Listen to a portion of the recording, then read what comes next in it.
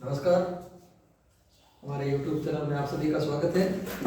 आज हम पढ़ेंगे भारत के संविधान का भाग 11 अनुच्छेद 245 से लेके 263 के अंदर वर्णित है और इसकी विषय वस्तु है संघ और राज्यों के मध्य संबंध, यानी केंद्र राज्य संबंध जो है वो अनुच्छेद 245 से लेके 263 के अंदर दर्शाए गए हैं।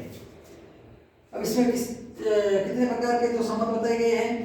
विधायी संबंध, प्रशासनिक संबंध और जल संबंधी विवाद से के बारे में, केंद्र और राज्यों के बारे में संबंध और राज्यों के मध्य समन्वय के लिए क्या क्या प्रयास किए जाते हैं। तो पहले पढ़ेंगे विधायी संबंध जो 245 से लेके 255 के बारे में। परीक्षाओं के अंदर ऐसा भी पूछा जा सकता है और कई बार पूछा भी है कि विधायी संबंध, प्रशासनिक संबंध और जल संबंधी विवाद या और किसी प्रकार के वित्तीय संबंध वगैरह वो ले लिए, उनके लेकर के उनका मैच करने का, मिलान करने का जो है वो इसमें कई बार पूछा गया है। तो आपको ये बताते हैं कि विधायी संबंध किसमें है? 245 से लेकर 255 में। तो पहला अनुच्छेद है विधायी संबंध का 245 में है संसद भारत के संबंध में या तो संपूर्ण भारतीय क्षेत्र के संबंध में या फिर किसी एक भाग के बारे में कानून बनाएगी और राज्य की जो विधानमंडल है वो भी या तो संपूर्ण राज्य के लिए या राज्य के किसी छोटे से भाग या कुछ क्षेत्र के लिए कानून बनाएगी। वो है किसमें? 245 के तहत। अनुच्छेद 246 में 3 सूचियां दी गई है, राज्य सूची, संघ सूची, राज्य सूची और संवर्धित सूची। संघ सूची के अंदर पहले 97 विषय थे, वर्तमान में 100 विषय है। और राज्य सूची के अंदर पहले 66 विषय थे, उसके बाद में 61 विषय थे, जो 5 विषय वहां से हटा करके संवर्धित सूची के अंदर रख दिए गए, जहां संवर्धित सूची में पहले 47 थे, वर्तमान में 52 विषय है। यानी संघ सूची में कितने हैं? 97 से 100 कर दिए, राज्य सूची में 66 से 61 कर दिए, 5 हटा करके संवर्धित सूची में डाल दिए, जो 47 थे, वर्तमान में 52 है। संघ सूची के संबंध में जो है कानून बनाती है संघ सरकार, केंद्र सरकार कानून बनाती है, और राज्य सूची के विषयों पर राज्य कानून बनाता है, और संवर्धित सूची में संघ और राज्य दोनों जो है मिल करके कानून बनाते हैं। और किसी प्रकार का विवाद होता है तो संघ की जो प्रावधान होते हैं वो विधि मान्य होते हैं। अब है अनुच्छेद 246 के अंदर 101वां संविधान संशोधन करके 2016 में जीएसटी का प्रावधान किया, गुड्स एंड सर्विसेज टैक्स। तो ये लागू कब हुआ? संपूर्ण भारत के अंदर 1 जुलाई 2017 को संपूर्ण भारत में जीएसटी लागू हो गया। वर्तमान में जीएसटी जो है वो 1 जुलाई 2017 से लागू है। जो किसमें प्रावधान किया गया? 2016 में नया प्रावधान जोड़ा गया, अनुच्छेद 246 के और संविधान संशोधन 101 2016। फिर अनुच्छेद 247 संसद द्वारा अपने बनाई गई विधियों का सफल संचालन के लिए अतिरिक्त न्यायालयों की स्थापना, यानी अनुच्छेद 247 के अंदर है अतिरिक्त न्यायालयों की स्थापना करना। यानी जो पहले सुप्रीम कोर्ट, हाई कोर्ट ये बने हुए हैं, उनके अलावा अतिरिक्त न्यायालयों की स्थापना करना, जो केंद्र राज्य से संबंधित जो कानून बनाए या उनका सफल संचालन के लिए उनकी देख रेख या निगरानी कर सके, उनके लिए उन्होंने क्या किया, कर सकती है, मतलब अंतरराष्ट्रीय अतिरिक्त न्यायालयों की स्थापना कर सकती है।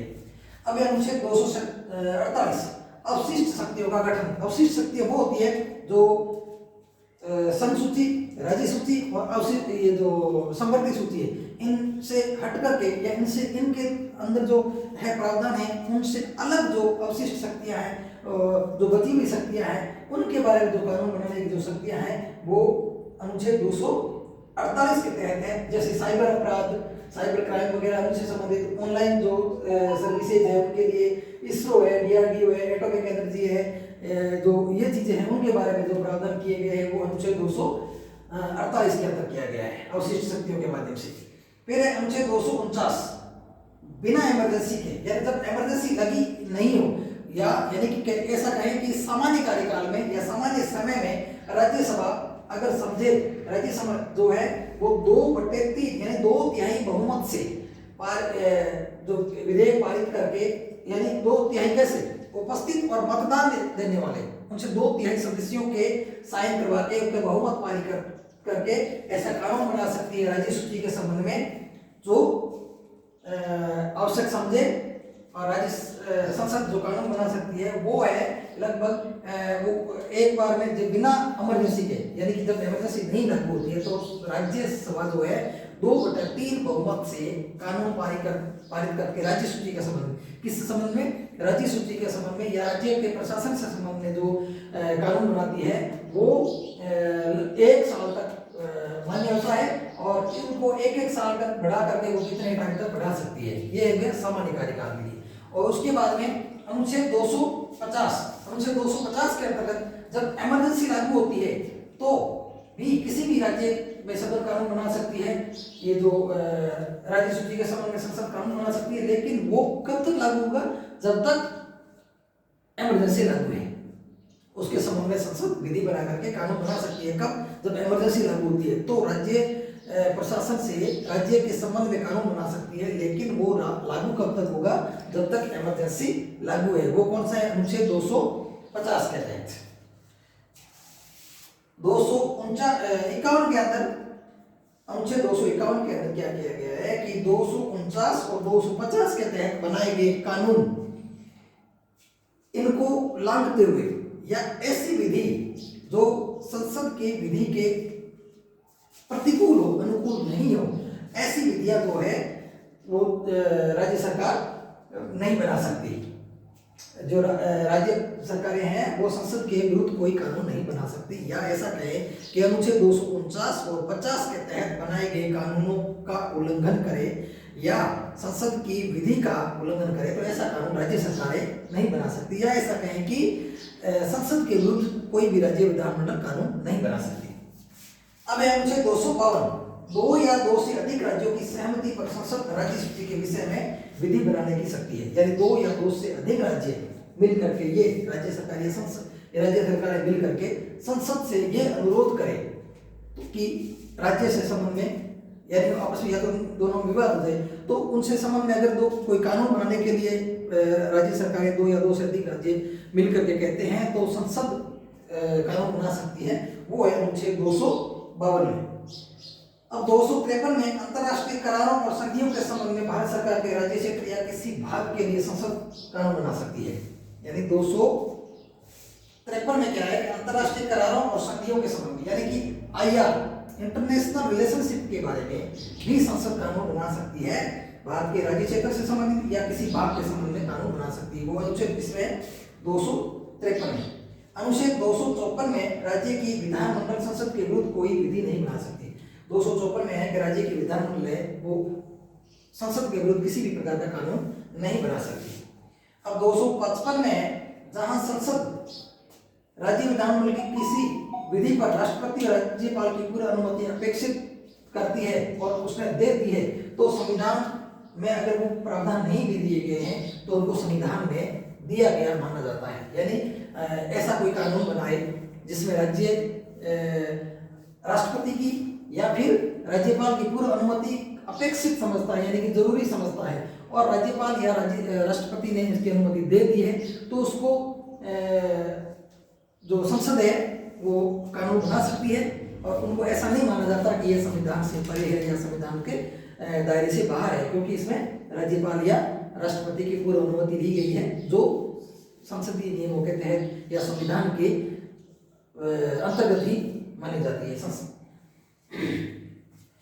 ये हो गया अनुच्छेद 255, तो विधायी संबंध हो गया 255। 45 में क्या है, कानून बनाएगी राज्य सरकारें या केंद्र सरकार कानून बनाएगी राज्य के किसी भाग के संबंध में, और 46 में 3 अनुसूचियां होगी, 46 में 3 अनुसूचियां होगी, और 246 क्या है GST हो गया, 247 में अतिरिक्त न्यायालय हो गया, 248 के अंदर ये अवशिष्ट शक्तियां होगी जो इसरो और ये जो साइबर अपराध वगैरह ये हो गए, 249 के अंदर बिना इमरजेंसी के राज्यसभा है 2/3 बहुमत से राज्य के संबंध में या राज्य सरकार राज्य सूची के विषय में कानून बना सकती है।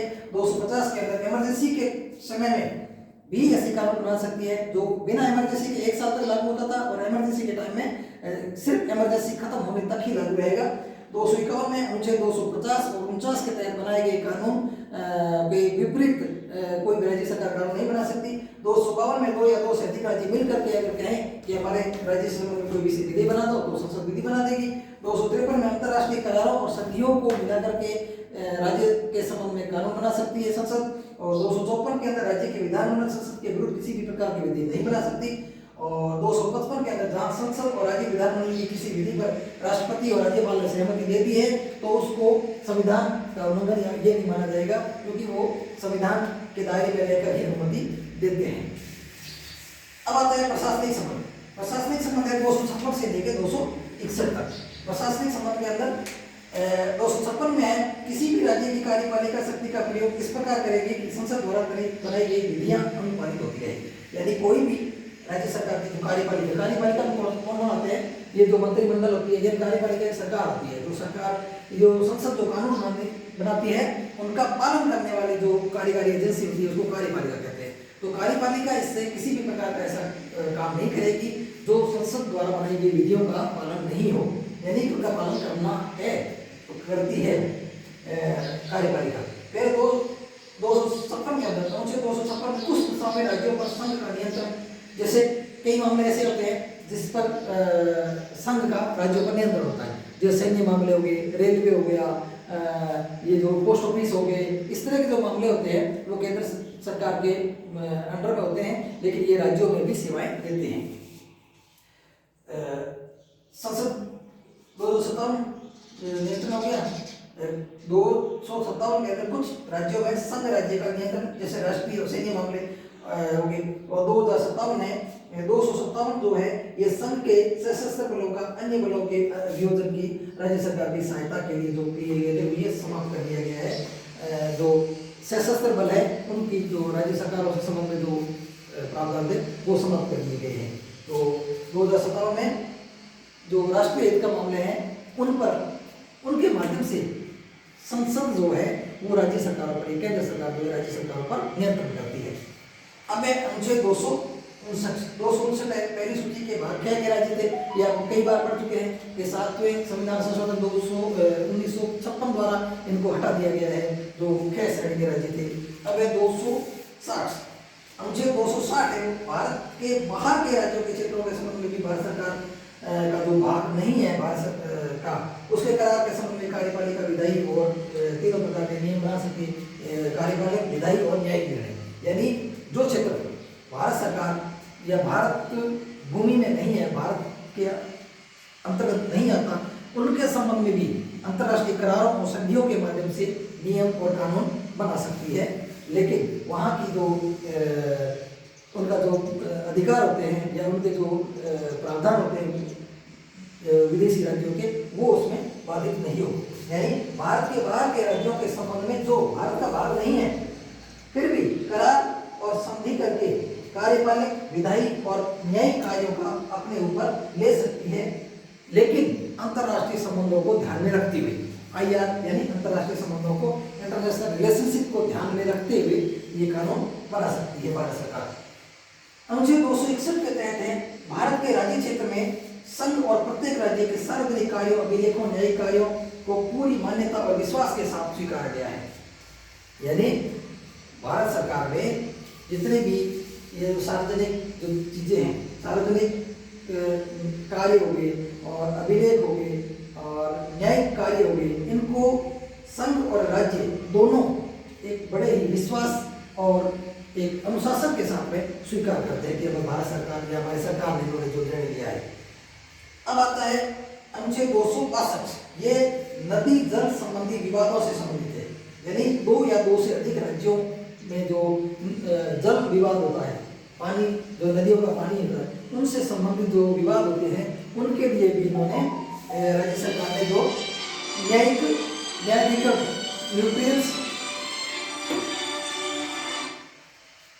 ट्रिब्यूनल्स जो है उनका गठन किया है।